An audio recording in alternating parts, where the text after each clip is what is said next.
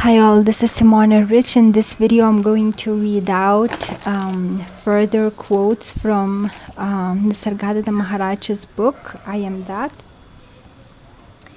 Starting from this one. Question. Yoga speaks of the desire for liberation as essential. Is it not the highest form of ambition? I think I read this, that ambition is personal. Yeah, I read it in a previous video. Question, why are we not free now? Answer, but we are free here and now. It's only the mind that imagines bondage. What will put an end to imagination? I think I read this, but I didn't mark.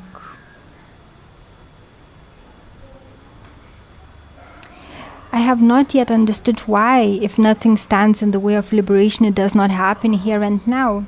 Answer, nothing stands in the way of liberation and it can happen here and now, but for your being more interested in other things and you cannot fight with your interests. You must go within, you must go with them, see through them and watch them reveal themselves as mere errors of judgment and appreciation. I love this quote because it explains that we don't have to force ourselves to get liberated. Just if you're interested in the world, keep being interested in the world, but just examine it. And then eventually, when you understand its illusory nature, you will let go of it. To lose entirely all interest in knowledge results in omniscience. It is but the gift of knowing what needs to be known at the right moment for error-free action. After all, knowledge is needed for action, and if you act rightly, spontaneously, without bringing in the conscious, so much the better. To lose entirely all interest in knowledge results in omniscience. And in other paragraphs in the book, he explained that he doesn't mean that once you are enlightened, you know everything about the world. Because, for example, you think your body belongs to you, yet you don't know everything that takes place within it. So the same is about the world. We created the world, but we don't have to know everything about it. And that's the trick of the mind. It will project what it thinks enlightenment is, but it's not true. And I suffered from this before also, where I thought that it was just a thought, opinion, that once you're enlightened, you know everything.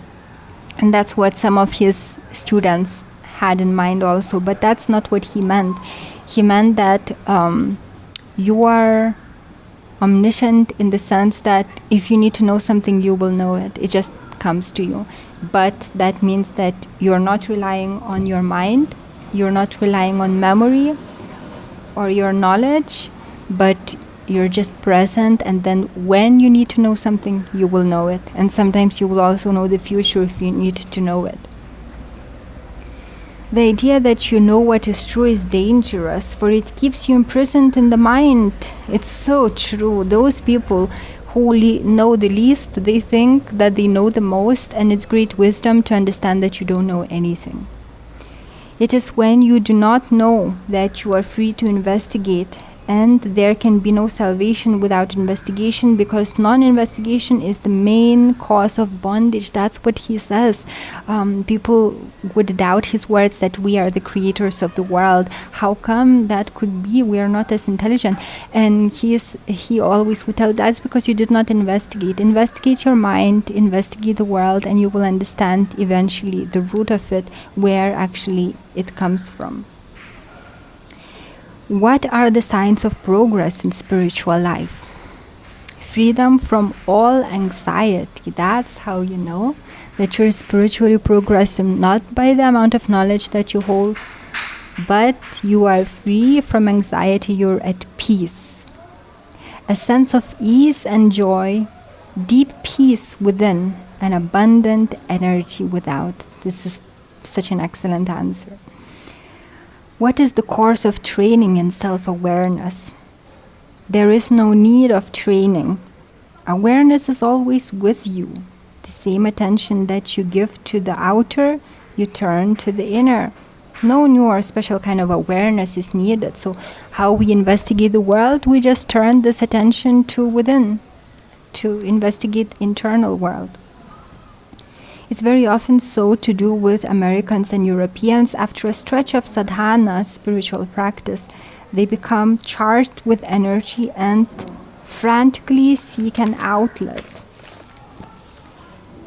They organize communities, become teachers of yoga, marry, write books, anything except keeping quiet and turning their energies within to find the source of the inexhaustible power and learn the art of keeping it under control. So because of the spiritual practices, they get power, but then they use it up to in the world externally rather than keeping it so that they make internal discoveries.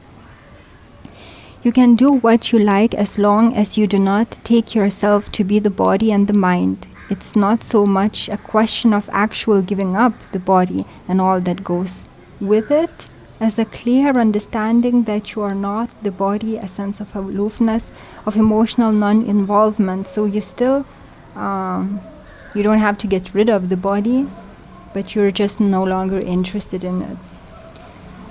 Disease and suffering are not natural. There is noble virtue in unshakable endurance of whatever comes, but there is also dignity in the refusal of meaningless torture and humiliation. So interestingly, he's actually not against suicide. He says that, yes, there is virtue in enduring, but then when torture becomes meaningless, you can choose to exit the world. So that's interesting. The right state and use of the body and the mind are intensely pleasant. It is the search for pleasure that is wrong. Do not try to make yourself happy. Rather, question your very search for happiness. It's because you are not happy that you want to be happy. Find out why you are not happy. Because you are not happy, you seek happiness and pleasure. Pleasure brings in pain, and therefore you call it worldly. Then you long for some other pleasure without pain, which you call divine. In reality, pleasure is but a respite from pain. Happiness is both worldly and unworldly, within and beyond all that happens. Make no distinction, don't separate the inseparable, and do not alienate yourself from life.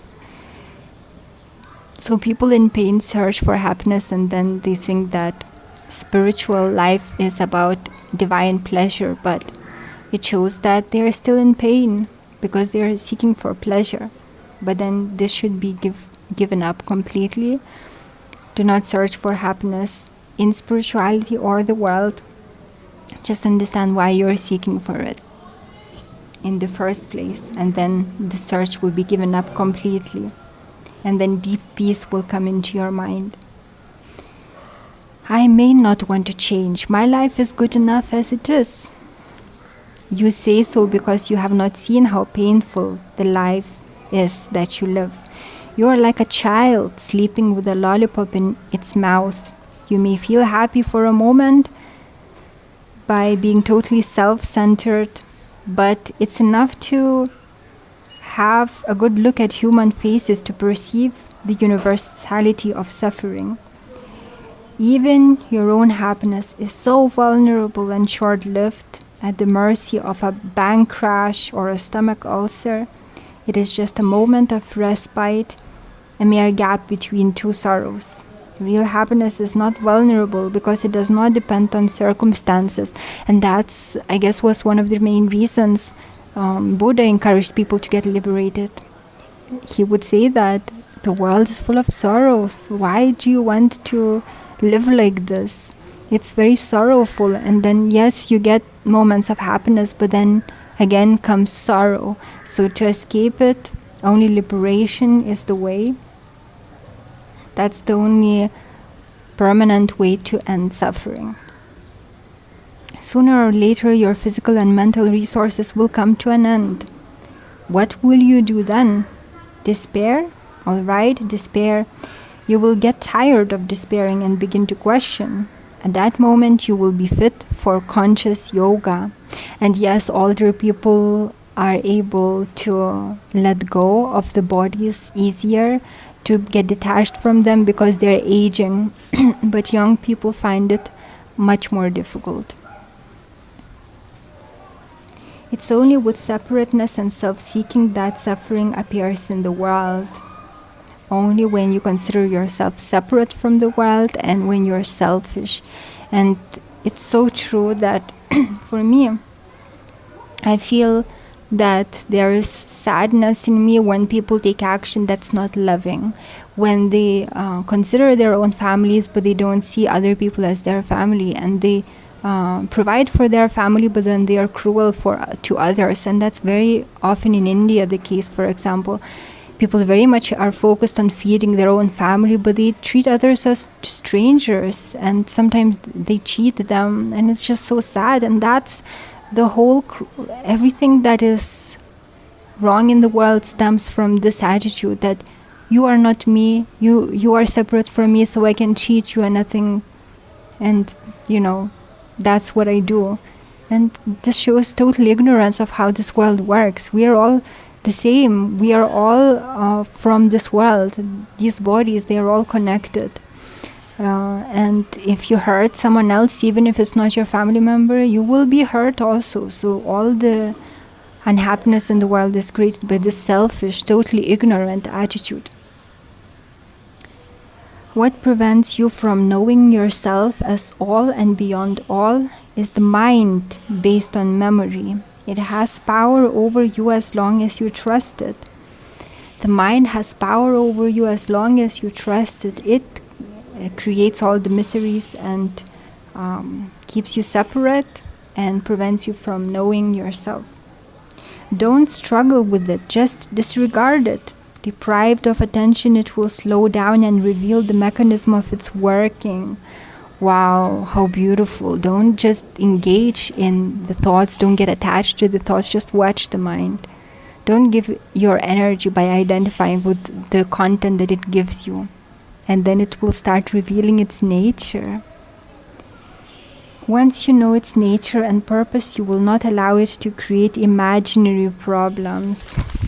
And Ramana Maharaj also says that once you ignore the mind, then it will process the content it had for you, yet then no longer new content will be created, and it will then start uncovering the past content, the past impressions that weren't dealt with. So you will keep dealing with, like even Buddha told that after a long time of meditation, past life memories, for example, started coming. So he's processing past impressions, and then all of them were processed, and then liberation took place. Surely not all problems are imaginary. There are real problems. What problems can there be which the mind did not create? Life and death do not create problems. Pains and pleasures come and go, experienced and forgotten. It's the mind that gets attached and creates problems. It is memory and anticipation that create problems of attainment or avoidance colored by like and dislike.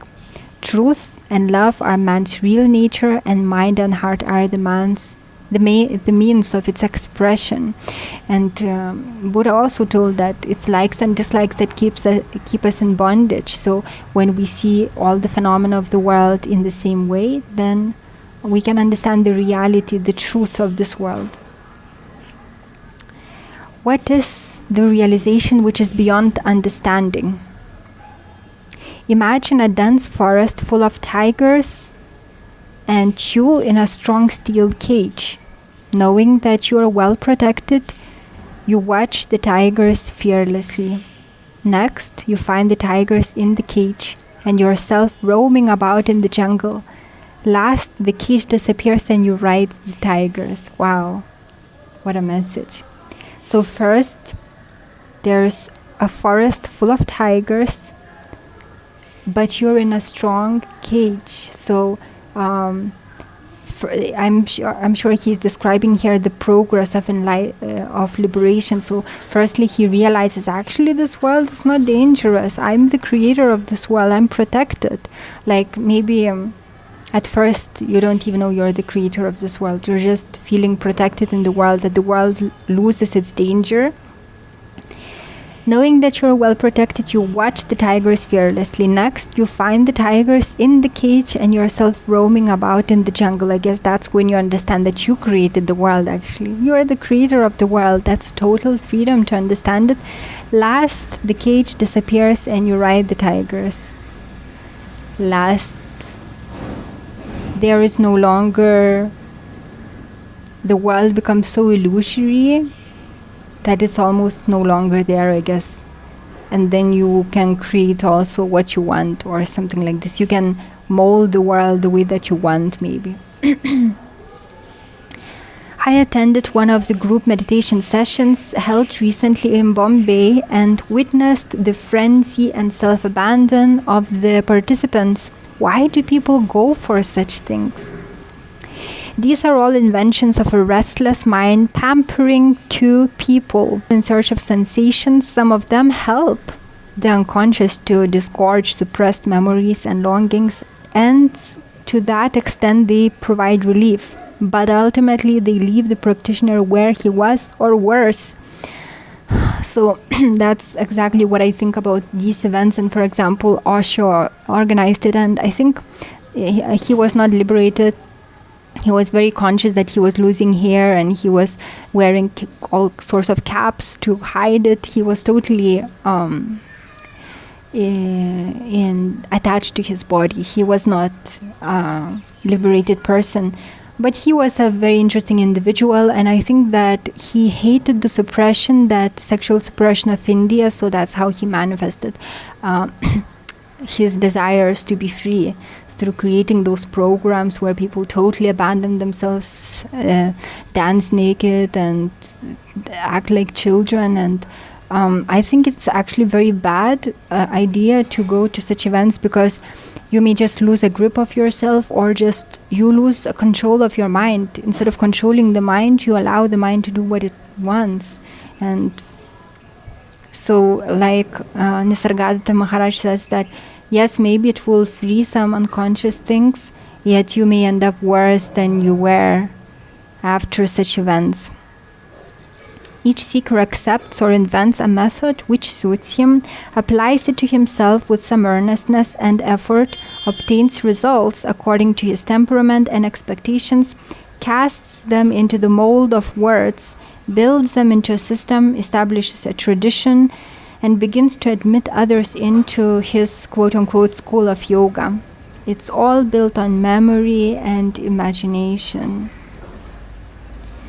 No such school is valueless nor indispensable.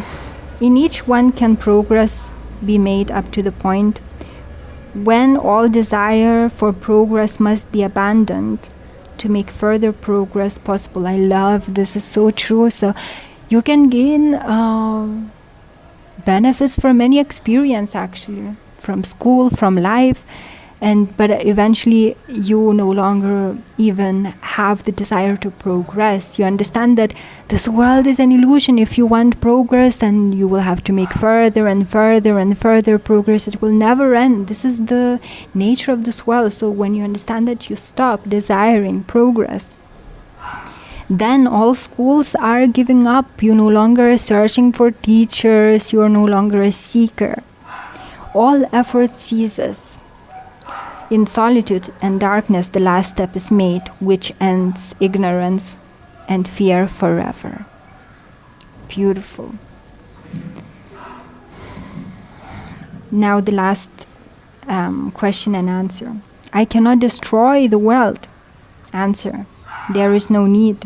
Just understand that what you see is not what is. Appearances will dissolve on investigation, and the underlying reality will come to the surface. You need not burn the house to get out of it. Just walk out. It's only when you cannot come and go freely that the house becomes a jail. I move in and out of consciousness easily and naturally, and therefore to me the world is a home, not a prison. So we don't have to destroy this existence, this world, to be free from it. Just we should stop being so interested in it, and this can come through investigation, because then we understand the illusory existence that this world is, and then if we are no longer interested in it, it no longer binds us. It's no longer a jail. We can stay in it, but we can turn attention from it also. So that's the way to get liberated. We don't have to do anything externally. The world can stay as it is. It's just our attention, where we place it, is what can create a difference. So that's all for this video. I hope you enjoyed it, and I hope that the video wasn't, the background sounds were not as loud, I hope. And the lockdown in Nepal still continues. I mean, the shops are open and everything is working, but public transport is not there. Maybe I should organize some kind of taxi to go to the city. Maybe I will need to even buy a new laptop and microphone, and hopefully then the sound quality will be better. So that's all for now. I hope you're having a good day. Thank you for watching. Take care.